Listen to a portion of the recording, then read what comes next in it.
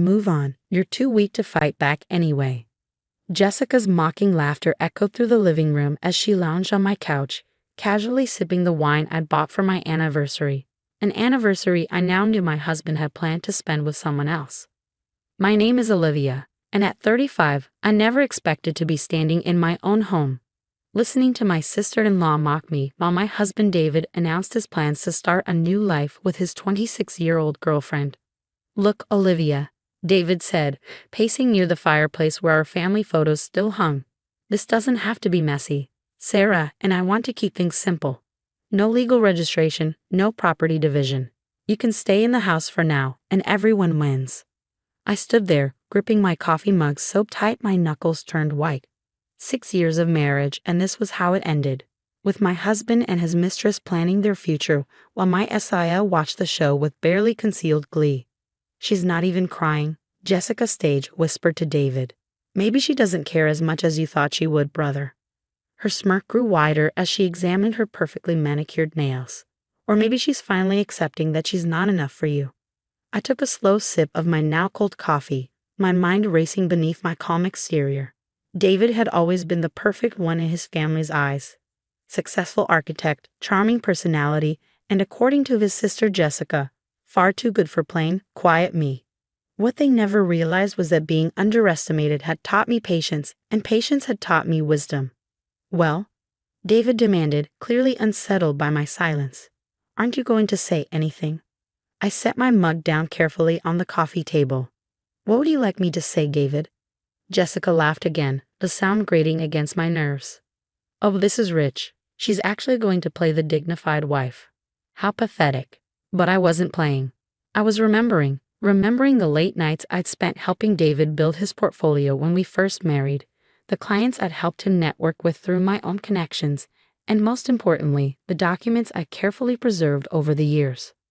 "I understand," I said simply, meeting David's eyes. "You want to start fresh with Sarah. No legal ties, no complications." David's shoulders relaxed visibly. "Exactly. I knew you'd be reasonable about this. You always were the practical one." "Too practical," Jessica chimed in. "That's probably why David got bored. Sarah at least knows how to have fun." I watched as David grabbed his jacket, ready to leave for his dinner date with Sarah. "I'll send someone to pick up my things tomorrow," he said, not quite meeting my eyes. "We can sort out the details later." As they walked toward the door, Jessica turned back with one final jab. "You know, Olivia, some women would fight for their marriage. But I guess you're just not that type, are you?" I smiled softly, thinking of the locked drawer in my home office upstairs.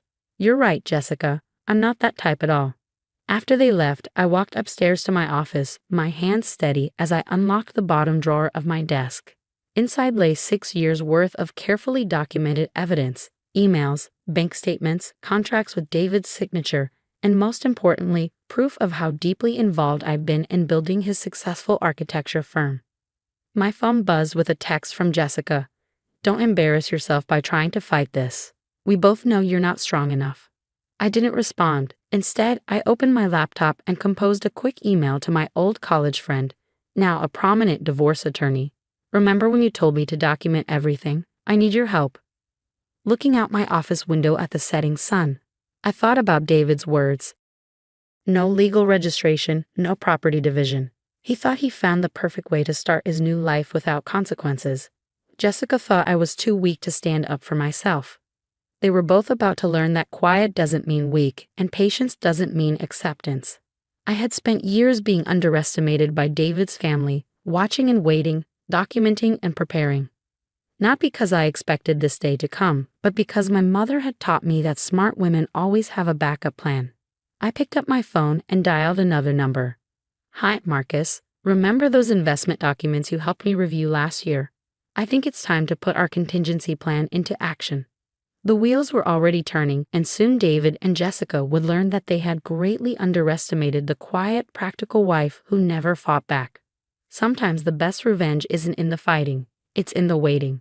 2 weeks after David's announcement, I sat in my lawyer's office, surrounded by stacks of meticulously organized documents. Maya, my attorney and college friend, whistled as she flipped through the files. "Olivia," This is incredible, she said, shaking her head in amazement. You have records of every contribution you made to David's firm, every client you brought in, every late-night revision you helped with, and these investment records. I nodded, thinking back to all those nights I'd spent organizing and backing up documents while David worked late, allegedly at the office. I learned early in our marriage that David's family only respected power. I figured having proof of my contributions might come in handy someday. Maya leaned back in her chair. Your husband thinks he can avoid property division by not legally registering his new relationship. But with these records, we can prove your substantial contribution to his firm's success. He'll have to properly divide assets whether he likes it or not. Just then, my phone buzzed with another taunting text from Jessica. David and Sarah looked so happy at dinner last night. This is what real love looks like, not your sad excuse for a marriage. I showed Maya the text, and she smiled grimly. Your SIL really enjoys pushing your buttons, doesn't she? She's been doing it for 6 years, I replied, always implying I wasn't good enough for David, that I was lucky to have him. She has no idea I've saved every nasty message, every email where she belittled me. Maya's eyes gleamed. Actually, those messages could work in our favor. They show a pattern of emotional harassment and combined with these financial records. A knock at the door interrupted us. Marcus, my financial advisor, entered with his own stack of papers. Ladies, wait until you see this. Those private investments David made last year, the ones he didn't want Olivia to know about, they were made using company funds that Olivia helped secure through her client connections. I remember discovering those transactions during one of my regular reviews of our joint accounts. Instead of confronting David, I had quietly documented everything and consulted Marcus about protecting my interests. So not only did he use company money for personal investments, Maya said slowly, but he did it with funds that Olivia helped bring in. This gets better and better. My phone buzzed again, this time with a message from David. Sarah and I are planning to move into the lake house next month. I trust you'll handle the cleanup before we arrive.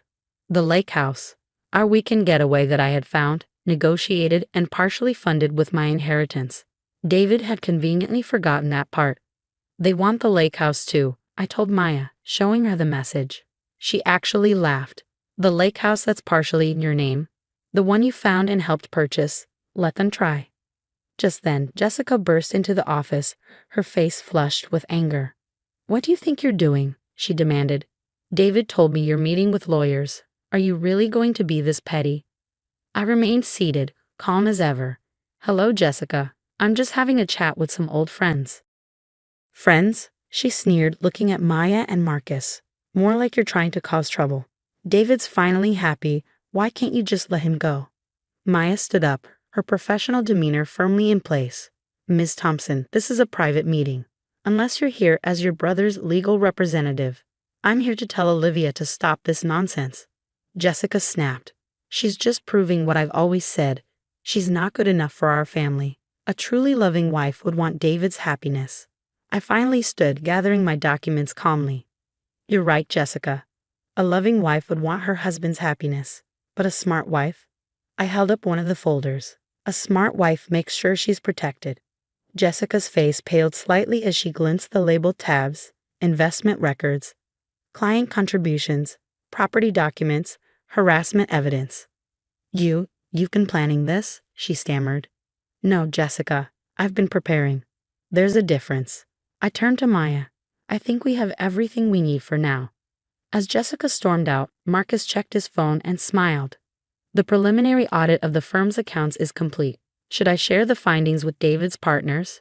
I nodded, thinking of all the times David had dismissed my suggestions about financial transparency in his firm. Yes, I think it's time they knew exactly how their money has been managed. The wheels were in motion now, and soon David and his family would learn that their practical weak Olivia had been anything but. Sometimes the quietest person in the room is the one you should watch most carefully. 1 month later, I sat in the conference room of David's architecture firm, watching his perfect world crumble. The board members had called an emergency meeting after Marcus's audit revealed David's misuse of company funds. His partners' faces were grim as they reviewed the evidence I provided.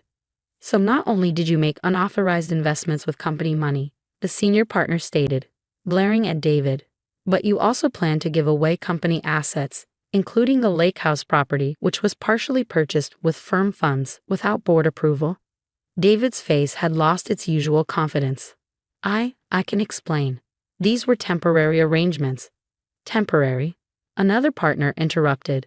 Like the temporary clients Mrs. Chen brought to the firm. The ones who now make up 30% of our annual revenue?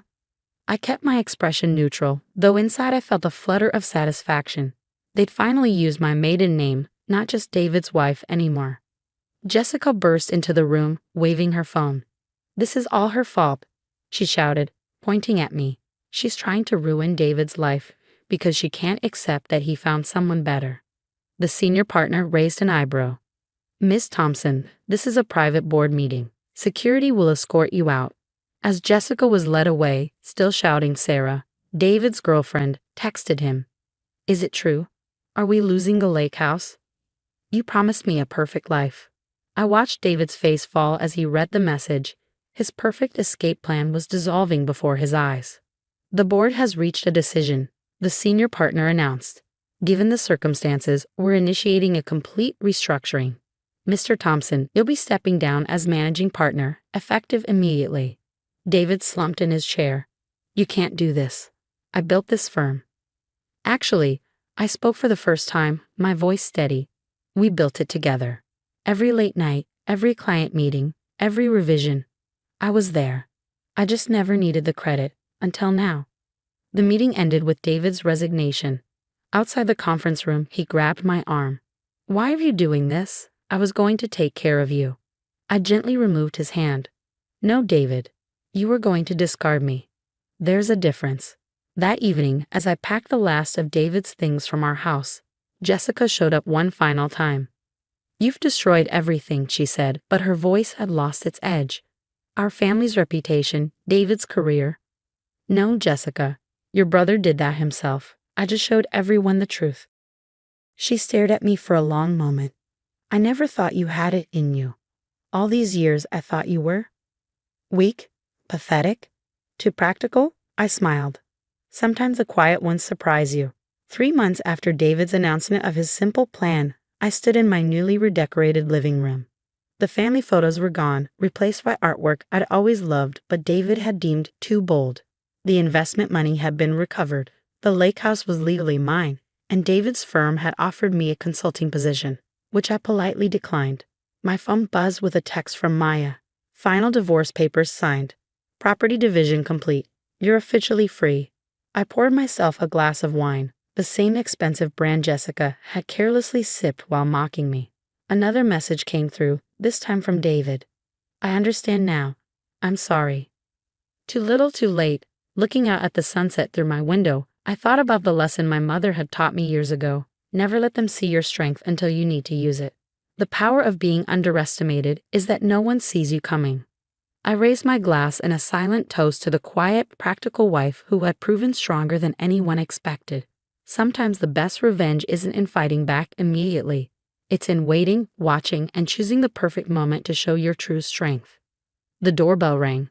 Outside stood Sarah, looking uncomfortable. I didn't know, she stammered. About the firm, about the money, about any of it. I thought. You thought you found your perfect ending. I finished for her. Life's rarely that simple. As I closed the door on David's past and my own, I smiled, thinking of Jessica's words from that first day. Just accept it and move on. I had accepted it, accepted that I deserved better, and I had moved on, just not in the way they'd expected. Sometimes the strongest response isn't in the shouting, but in the silence. And sometimes the person they call weak turns out to be the strongest of them all.